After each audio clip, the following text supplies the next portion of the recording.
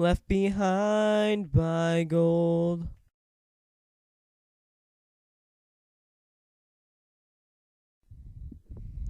Hey guys, Amateur Applejack here, and today today in general, we're going to be finishing up Left Behind, and I am going to need more of these videos, or not more of these videos.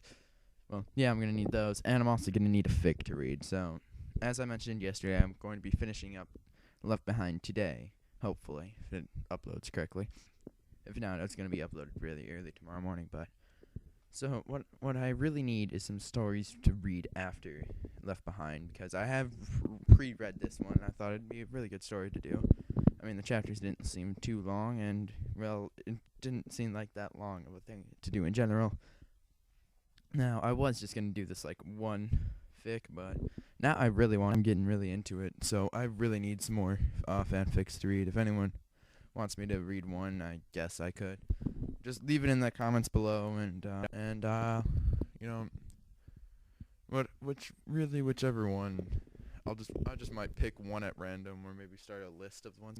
But so let's get rolling on chapter 7 here. An apple farmer, edited by Clavier. The black dragon readied and set forth to laugh. Elfjack had retreated slowly to Twilight, never taking her eyes off the dragon. Twilight, are you right? She whispered. Twilight's eyes were held on the dragon, but they were filled with fear. There were so few problems she could not face with magic, so few enemies that could not be bested with her knowledge. And now she was to face one of them. I think so. She shook her head. I'm having trouble concentrating. I think he's absorbing my magic. Jack took in her. He was too fast and too strong, not to mention now that Spitfire was unconscious, he was the only one who could fly. They would be pretty easy prey if they stayed out in the open. Not to mention having him stomp around their unconscious friends could be very dangerous. Twilight, I'm away from Rainbow Dash and Spitfire. Jack took her eyes off the dragon for a single moment and looked at Twilight so she could understand the gravity of the situation. We need to bring him back in the cave.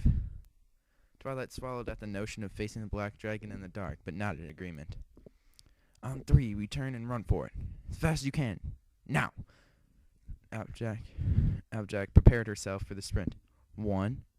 The dragon eyed them curiously. 2. He took a step towards them. 3! The pair turned and sprinted back to the cave. Twilight was going half as fast as Applejack would have liked, but luckily for them, the dragon was not making chase. Applejack glanced over his shoulder and saw him slowly ambling towards the cave. Running, Applejack? He boomed with a laugh. I thought you were the hero of our story. The darkness. Twilight was already winded. Twilight, listen to me. He likes torn with me, but it's you he's after. Her eyes were still adjusted. Alright? There was no answer. Alright, Twilight? Alright, she answered hesitantly. Okay. She then suddenly began babbling never. How do we defeat a black dragon, Applejack? I've never heard of one being defeated before. Quiet, said Applejack, glancing at his giant form approaching from the mouth of the cave.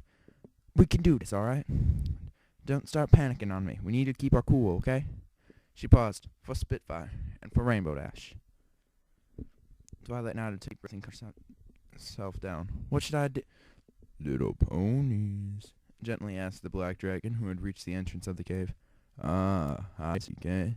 I used to play this with my mother when I was a little hatchling. The edge returned to his voice. Before she was killed. He began to slither into the dark. It was amazing how little noise he made moving, considering how huge he was.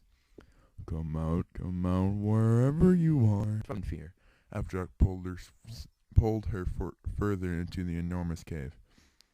Applejack needed more time to think, to figure out a plan. Did your magic, Twi? His voice echoed everywhere in the cave, despite how quietly he spoke. They had no idea where he had gone. I can feel your magic. Can you feel me? The vast emptiness. The more he spoke, the more frozen in fear Twilight became. Don't listen to him, Twilight, whispered Applejack urgently, still running with Twilight. Running was nearly impossible in the dark, but they needed to buy more time. He's just messing with your head. Can't you? The cold nothingness that surrounds me, like I am death's given form. His laughter shook Twilight to her core. Nervously about the cave, trying to figure out where the echoing voice was coming. Applejack stopped them. She needed to figure out where he was. His laugh stopped. Alright, that's a little bit improper. And for a few terrifying seconds, there was complete silence. Both ponies held their breath. Suddenly, an enormous claw split the two of them, sweeping to the ground. The claw flung Applejack away from Twilight. She rolled on the ground and managed to stop herself just before slamming into one of the cave walls. Applejack looked around her. In the dark, she could make out only a few rocks, about the size of apples. An idea struck her. Twilight screamed. "Twilight, put your shield up!" hollered out, preparing one of the rocks. The black was gently lit with magic. The black was gently lit with the magic shield that surrounded Twilight. Its light was weak, but it revealed to Applejack two forms. The first was Twilight, who, completely terrified, was cowering on the ground. The second was the dragon's head, only inches away from the shield. His mouth was open and drool dripped from one of his enormous fangs. His eyes were wide, staring at Twilight hungrily. This was it, thought Applejack. One shot. She flung a rock in the air, and using all the force she had in her back legs, bucked it at the dragon. The rock whizzed through the air like a bullet, losing itself in the dark. Applejack looked over her shoulder, praying that it found its mark. With a horrifying sound, the rock embedded itself in one of the dragon's hungry eyes. The dragon let forth a terrible scream, lifting his head into the air. In his anger and pain, fire erupted from his mouth, spreading over the ceiling of the cave. The fire revealed the entire cave for the first time. A pool of water in the back of the cave. It was even larger than Applejack had thought. She pulled her rope out of her saddlebag and dropped the bag on the ground.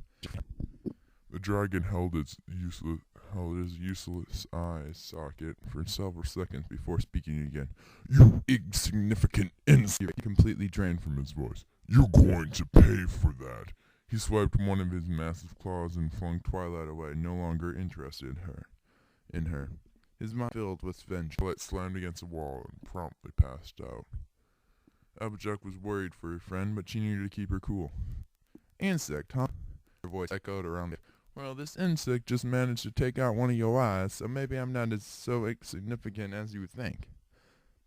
He looked around the cave with his eyes. "You're nothing compared to me, pony. You hear me? Nothing!" "Is that so?" her voice echoed back. "You're so real, you are really so powerful and strong that I am nothing compared to you."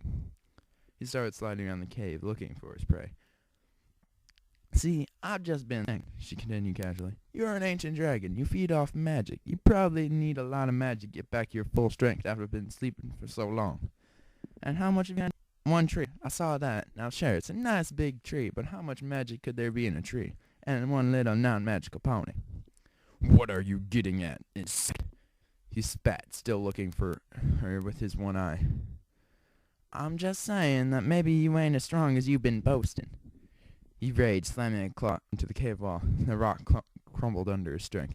"I am the most feared creature in Equestria," he boomed. "Do not presume to call me weak." Yeesh. Landed on a little thick? Applejack chuckled. "Here's another thing I've been thinking about you. You can feel magic anywhere. Bet you could find Twilight with your eyes closed. Well, closed." The dragon's rage increased tenfold. "But I bet Twilight is throwing off all sorts of magic in the air, so I bet it's pretty hard to find me in the dark, huh? Tain't much magic in a lowly earth pony." He froze, shocked at her ability to read him so well. "Yep, I'm guessing losing an eye and not being able to feel my magic, you have no idea where I am right now. Plus, it's pretty hard to tell what sides are coming from with all that echoes." "I will find you, Applejack," he threatened in a low voice. "I will find you, kill you, and devour whatever is left of your friends." "Oh?" This time Applejack's laughter echoed in the cave and caused more fury in the dragon. "What's taking so long?" He breathed fire on the ground, lighting up the cave, hoping to reveal her and burn her at the same time. He didn't see her. He turned around and did it again. Still nothing. He blew fire behind rocks, around corners of the cave, around the pool, but each time he could not find her. With each successive failure, he grew more angry. His rage was beginning to blind him. Where are you? Where are you, you insignificant creature? Show yourself to me, coward. Face me like a hero so I could kill you. That's the trouble with you, dragon, she said, dark humor in his voice. You're so used to be towering above ponies that you forget to look over ones above you. He froze suddenly and looked up. Even in the dark, he could see her form. A rope was wrapped around one of the cave's massive stalactites. He around it and climbed all the way to the top of the cave, hanging off the stalactite. She smiled darkly and bucked it as hard as she could. The stalactite cleanly, and before the dragon could react, it came crashing down upon him. Slamming him on his back, the massive chunk of rock pressed him to the ground. It was a clean hit. She fell from the cave and back and painfully rolling to the ground. She ached, but managed to stand. She hadn't expected to survive that fall. She listened and watched the dark form in front of her head at work. Suddenly the black dragon roared, his voice filling the whole cave. He reached behind him with his claws, grabbed what was left of the broken stalactite on his back, and threw it into a cave wall. He stood up, still roaring, throwing fire from the roof of the cave. His rage was all-consuming, blinding him. The cave shook. Between her breaking part of the roof off and the times he broke part of the cave wall, it was becoming unstable. The cave's ceiling was falling in chunks, breaking into giant rocks, which slammed into the ground. Applejack thought as fast as she ran, heading towards twilight. She left over rocks and barely dodged a falling stalactite that came crashing down next to her. She got to her magician's friend. She had woken up, but from the look on her face, something was wrong. "My leg," she said, having to yell over the noise. Applejack looked. Her back leg was a mess, cut up and bloody. There was no time, thought Applejack, looking back at the arranged dragon. Never enough time. Applejack threw Twilight on her back. All Twilight had to do was hang on. All Applejack had to do was make it to the mouth of the cave. But the rocks, falling everywhere, exploded noisily. She ran as fast as she could, making a fast pace despite her friend on her back. She heard the booming footsteps of the dragon behind her. He was beginning to make an exit as well. She saw the light shining through the mouth of the cave. She pushed every ounce of energy she had into her strides, running towards the rising sun. She had to make it, for Twilight, for Rainbow Dash, for the cave. But she quickly but gently placed Twilight on the ground and turned back. The black dragon was quickly making his way back outside, his rage apparent in her eyes.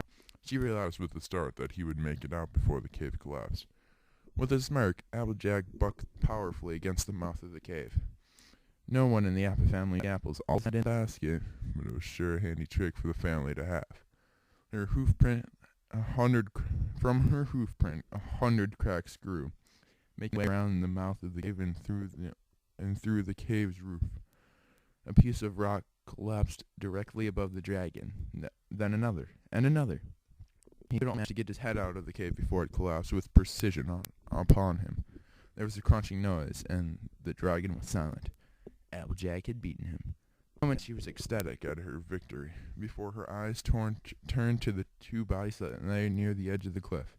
Spitfire was in bad shape, crumpled on the ground, but her head was up, looking at them with great relief. Rainbow Dash had not moved. Twilight limped over to Spitfire as Applejack ran over to Rainbow Dash. "Oh, you all right?" asked Twilight, looking over Spitfire. "I'll be fine," she said urgently, despite clearly being in pain. "Get to Rainbow Dash." Twilight moved over to Applejack, who was gently talking to the limp body. "Rainbow?" asked Applejack, tears forming in her eyes as she pressed herself against her friend. She listened for breath. Nothing. "Rainbow Dash, please. Please, be alive, please." Rainbow Dash just lay there. Applejack turned towards Twilight. "Do something!" she ordered through her. Twilight obliged, magic flowing from her horn to the body that lay before them. They waited a moment for Twilight's magic to stop flowing, but Rainbow Dash lay still. "Do it!" More magic into her friend, but nothing happened. Applejack desperately stood above Rainbow Dash and screamed, Wake up, damn you, wake up! There's a dragon for you!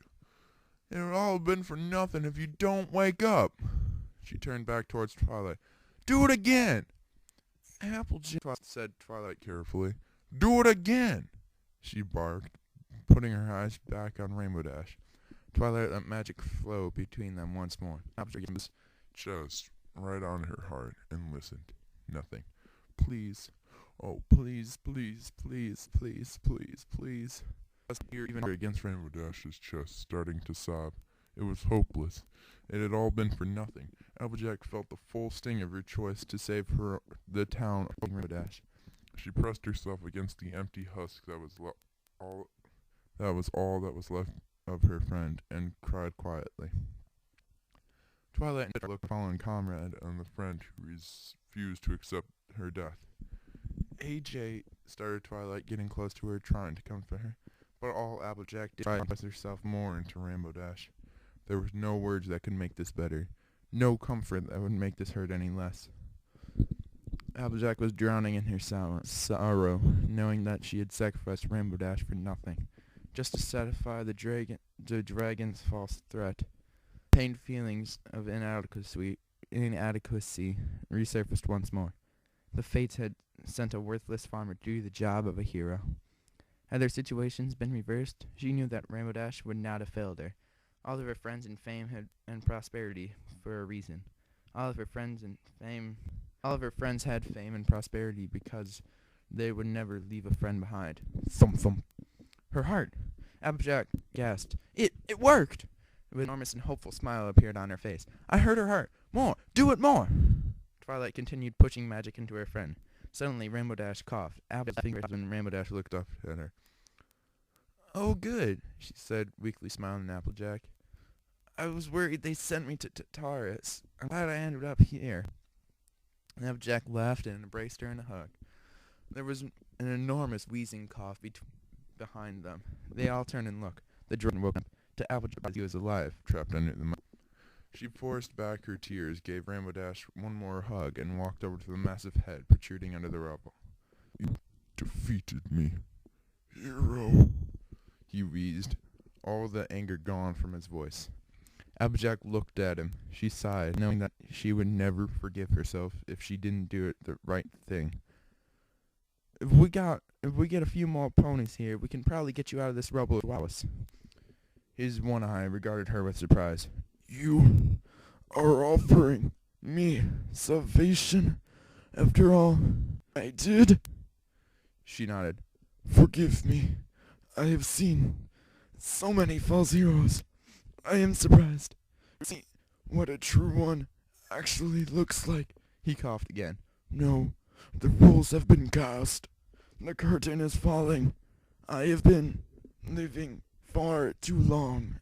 Anyway, you, Applejack, do not let bitterness change you, as it did me. He gave his last laugh. Things are darker now. I think I see. He took in one more breath. He was silent. The great black dragon was dead. Applejack walked to her friend, her head and tail drooping, death of the dragon already weighing on her conscience. She collapsed against Rainbow Dash, exhausted from her trials, unable to lift a hoof. See, said Rainbow Dash. We'll take care of you now. The last thing she remembered was a gentle kiss on her forehead. And then there's the author's note, which actually looks pretty good. I didn't know this. I don't think I wrote there's no, but I'll read it now. Announcement. Alright, hold on. I know what you're thinking. I told you all this would be the last chapter. But clearly we have things have yet to mark this story as complete. Clavier and I talked, and we decided to spit the last part of the split. This is technically the last chapter, but we're adding an epilogue to end the story. We worked hard on getting this ready so that we could start working on the epilogue early. That means we'll be able to release it before my usual 3-day deadline. You can expect it in the next 2 days. As always, please tell me what you thought.